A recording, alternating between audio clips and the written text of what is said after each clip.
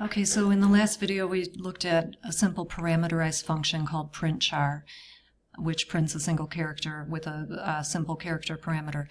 Now we're going to talk about overloaded functions. And basically, overloaded functions meet these two simple criteria. It really is this simple. They have the exact same name, but they have different parameter lists. Okay, so let's take a look. Here's our printchar that we looked at in the last video with a single character parameter, and we saw what that did in the last video. What if I wanted to do a second version of printchar that takes not only a character as a parameter, but also a color? And I should note here that I have this program set up to work with color.h. So I have this second version of printchar. These are the prototypes up here above main. I've added a second version. In addition to the character parameter, I've added a parameter of type colors, and this is defined in color.h, so don't worry about the data type. But basically, if you want to add a parameter, you type whatever data type it is and then give it a name. So the type is colors in this case, and I gave it the name COL.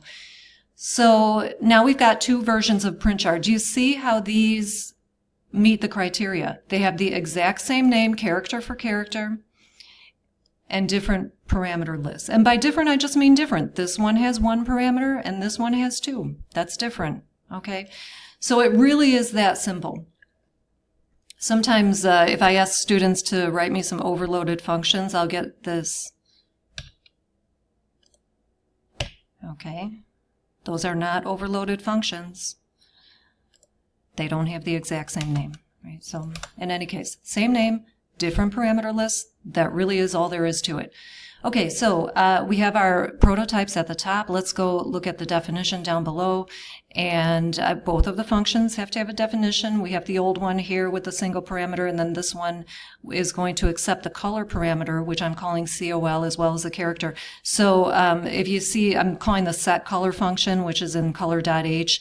And instead of hard coding a color here, I just use the color parameter. So whatever is passed into the function or coming through the door, as I like to say, I'll use that parameter to set the color in this case. Okay, and then we're just printing the character from the character parameter. So now looking at the function calls, okay, so we've got two versions of printchar.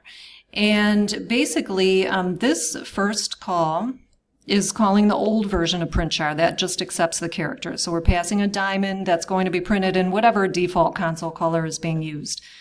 And then in the second version, the second function call, I'm calling the version 2 of printchar, which is the one that takes the character and the color. Okay, so I've got two calls to that second version of printchar. So, you know, when you have overloaded functions and you start to call the function and you open up your parentheses, this little sign pops up saying, hey, wait a minute, there are two versions here. So you can, if you want, scroll through them. I mean, we're not going to heavily overload functions in this class. I really just want you to know what it means first and foremost, and then, you know, we'll do it a little bit.